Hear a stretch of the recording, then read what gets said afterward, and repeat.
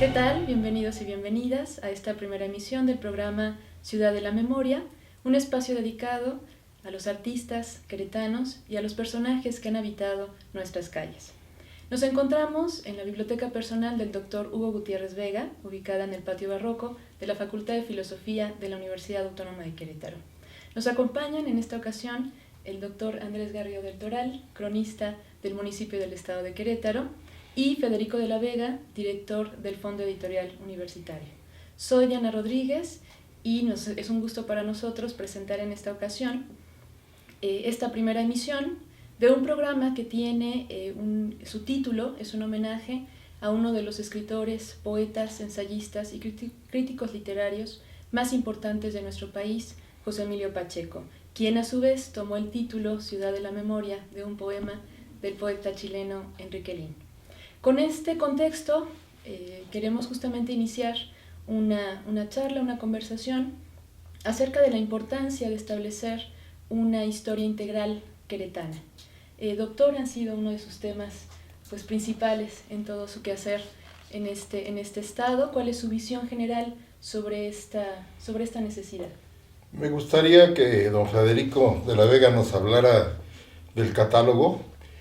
Antes de que ustedes nacieran, ya había habido un intento de una historia integral de Querétaro por Manuel Septién, que es precisamente quien inaugura la historia científica de Querétaro, más allá de leyendas y de historiografía.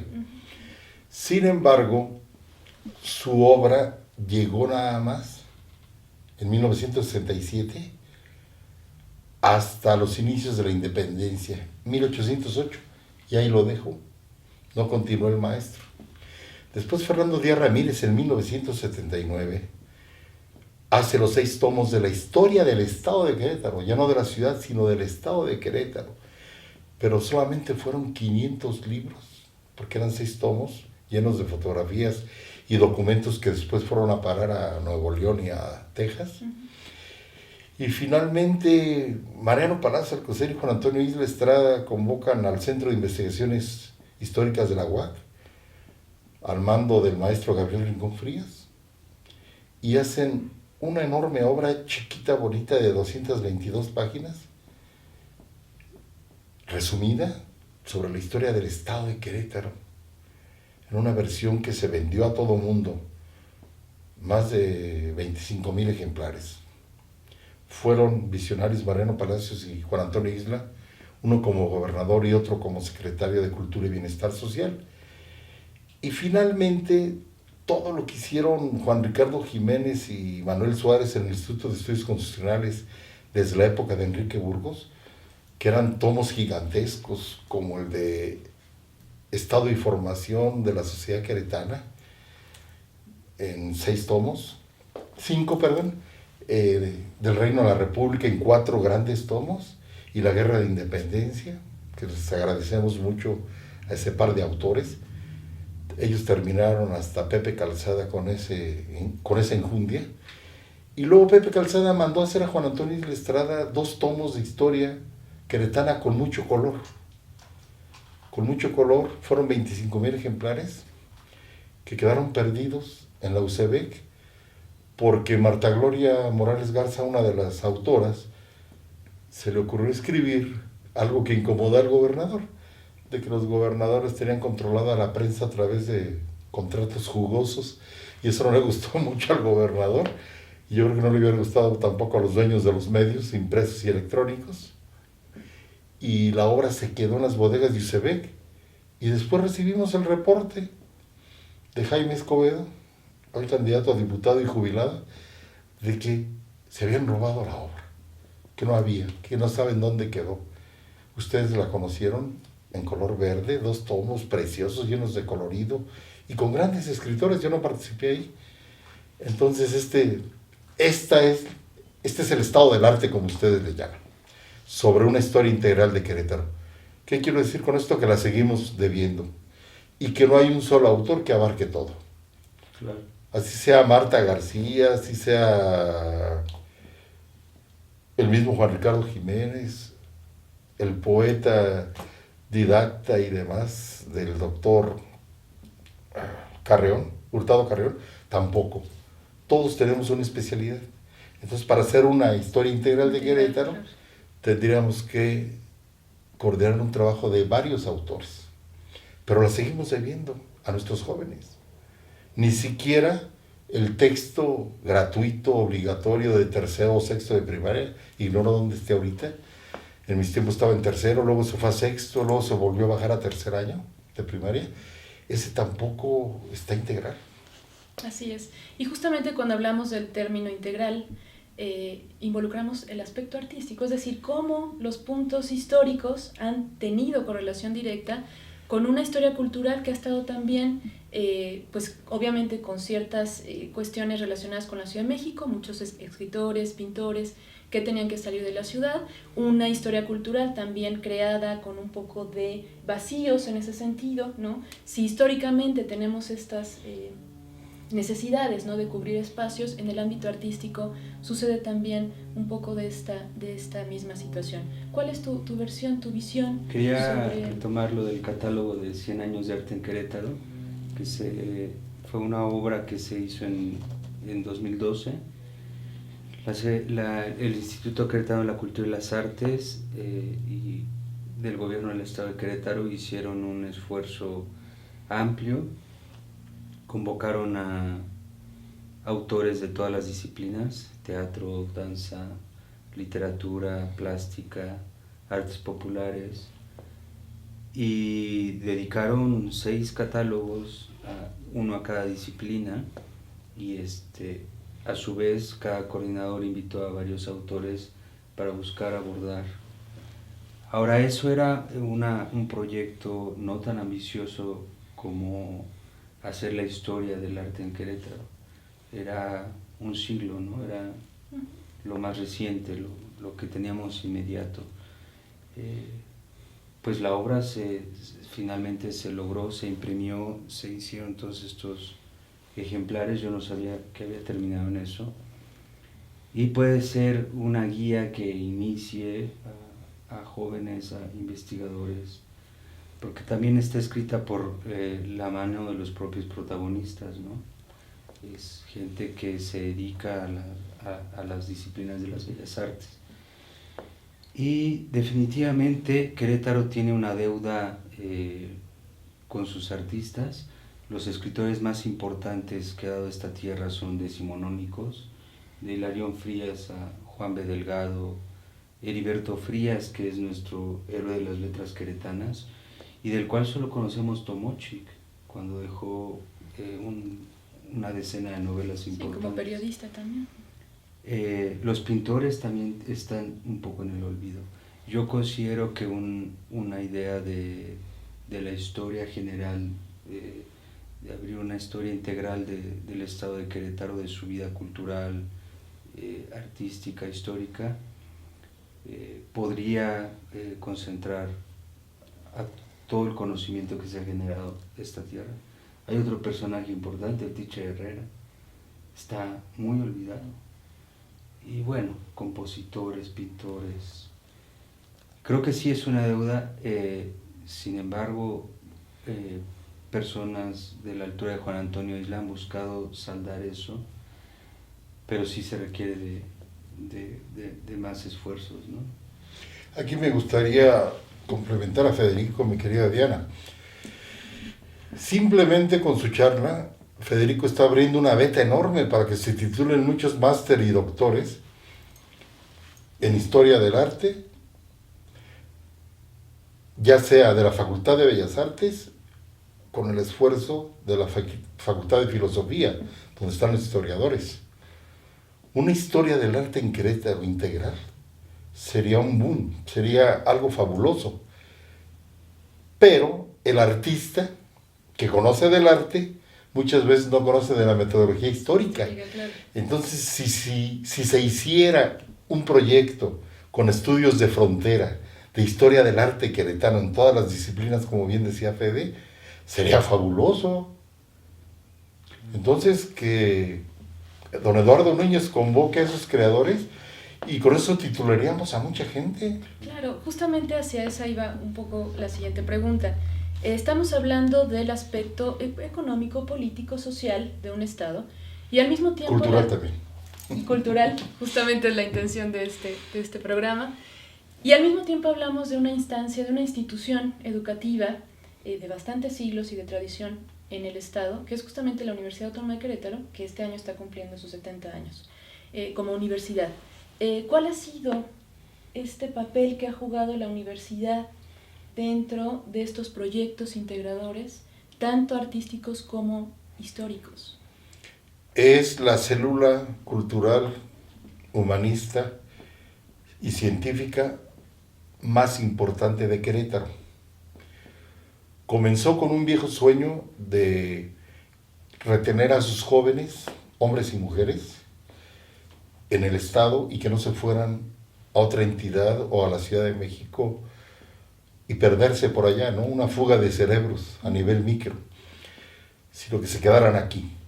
Pero ahora, a 70 años, a una vista integral de 70 años, el papel principal de la Universidad Autónoma de Querétaro es que es el principal foco de capilaridad social y económica. Es decir, es la institución que por antonomasia hace que crezcas como ser humano, en lo cultural, en lo económico, político y social. Si no es en la universidad, hay otros espacios menos importantes, pero la universidad es la única que te brinda este apoyo de brincar en la escala social si eres un hombre o mujer que no nació en una cuna de oro. Entonces, es el principal foco de desarrollo humano en Querétaro. Así es. Justamente hablábamos también ahora que tomó Federico el tema del catálogo de 100 años de arte en Querétaro, casualmente muchos alumnos de la Facultad de Lenguas y Letras han recurrido justamente a esta bibliografía, ¿no? Para tener una relación corta en el sentido que son los últimos 100 años, pero sí la necesidad que tienen los estudiantes de acudir a fuentes, que ese es también un tema fundamental. Creo que para pensar en una historia integral también tenemos que pensar en la conservación de acervos. Un ejemplo claro de este tipo de proyectos pues es el lugar en donde estamos, ¿no? La biblioteca personal del Dr. Hugo Gutiérrez Vega. ¿Cuál ha sido en este sentido la importancia de los acervos en la conservación de nuestra historia? Yo creo que en ese sentido tenemos más dolencias que alegrías. Ya lo mencionó el doctor Garrido, ¿no? La biblioteca de Díaz Ramírez, que se fue a Monterrey. Eso era un acervo y tenía un archivo importantísimo. Otro ejemplo es la biblioteca personal de Francisco Cervantes, que fue el gran poeta del siglo XX queretano, que dejó pocos libros, pero muy importantes en lengua española y portuguesa, y que no tenemos acceso a ese acervo. Repito, era muy pequeño, pero muy importante. Entonces yo creo que estos esfuerzos que está haciendo la universidad por conservar los acervos, por gestionar los espacios, los recursos económicos para su funcionamiento y su cuidado, son fundamentales como fuente de conocimiento para estas investigaciones de las que estamos hablando. También quería acotar que los jóvenes están por darse cuenta de que la historia de estos personajes queretanos es fascinante. Y creo que no lo han hecho y por eso no les interesa mucho hacer tesis de investigación y abordar estas vías. Sin embargo, yo creo que es porque no se han metido y porque no existen los espacios para entrar a conocer estos personajes. Y también quería señalarles una preocupación que yo tengo en la arquitectura del siglo XX queretano. Son arquitectos que fueron importantes y que están desapareciendo porque los edificios los están tirando para construir edificios más altos. Entonces, la memoria de los grandes arquitectos queretanos se va a perder. Estoy hablando de mediados del siglo XX, que no están protegidos por el INAH, que los nuevos empresarios tiran para echar los nuevos, etcétera, etcétera. También los arquitectos en Querétaro están olvidadísimos. Así es, vemos justamente cómo una historia política y social, en este caso económica, ¿no? Va a tener también esta repercusión en la manera en la que guardamos nuestra memoria, en la manera también en la que construimos un futuro pues inmediato, ¿no? Tanto en lo cultural como en lo histórico.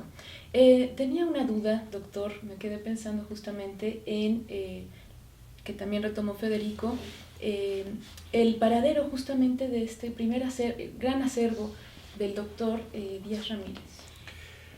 Fíjese que todo mundo, desde el año 1983, que se dio la gran desgracia de que Fernando Díaz Reyes Retana vendiera, entre comillas, la biblioteca de su papá a la Universidad de Nuevo León y Nuevo León a Texas,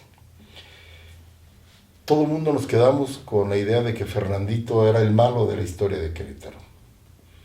Sin embargo, por la cercanía con la hermana, su hermana menor, muchos años menor, Luz de Lourdes, la famosa Almendrita Díaz Reyes Retana, en la sala de su casa en el Campestre me contó la verdadera historia. Fernandito vendió la biblioteca que le atribuíamos nosotros al papá, porque la mayoría de los libros eran de Fernandito. A Fernando lo conocimos como atleta, campeón nacional de atletismo, pero el señor también sabía historia, que se peleó con todos los gobernadores de Querétaro y nunca logró un papel preponderante en lo cultural es otra cosa, por su carácter tan agrio. Pero Fernandito, famoso, era dueño de más del 70% de ese acervo. Como no se lo compró Camacho Guzmán en el año 83, lo vendió. Lo vendía en 3 millones de pesos de aquella época, antes de que comenzara la inflación pavorosa de Miguel de la Madrid, que llegó al 1000%. Estos 3 millones eran antes de la devaluación. El gobierno del estado dijo, no tengo dinero para comprarlo. Entonces, ya hay que bajarle un poquito. Quiero contar esta historia contada por la propia hermana, de que no fue un acto de traición a la memoria de su padre, sino que los libros más valiosos los había comprado Fernandito para su producción y consumo personal. Lo del papá que había, y que utilizó para sus libros de historia, era el legado antiguo de Herrera y Tejeda. Ese personaje inolvidable queretano que tiene que ver con el Teacher Herrera y otros. Herrera y Tejeda, a su vez, lo había recolectado de los carretones de basura que el gobierno generaba en la época posrevolucionaria con gobernadores ignorantes que tiraban papeles del archivo histórico del estado porque ya no cabían en los recintos gubernamentales, por ejemplo, Madero 70. Entonces Herrera y Tejeda fue formando ahí su biblioteca.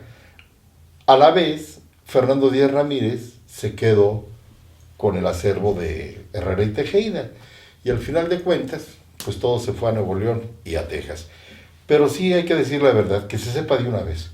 Fernandito era dueño, no tanto por la muerte de su padre en abril de hace 40 años, 1981, sino porque él era el dueño verdadero de muchos de sus libros. Perfecto, perfecto. Pues bueno, un ejemplo más del destino de estos. Finalmente una biblioteca también es eso, ¿no? Una ruta de vida, una ruta de lecturas, que se conforma quizás también por quienes están rodeándonos todos los días. Y eso también es la universidad. Así que agradecemos muchísimo su compañía en esta primera transmisión. Agradecemos al doctor Eduardo Núñez Rojas por su confianza y ofrecernos este espacio. Los invitamos asimismo a seguir Conexión, un espacio de comunicación universitaria. Somos universidad, somos UAC, vive tu universidad.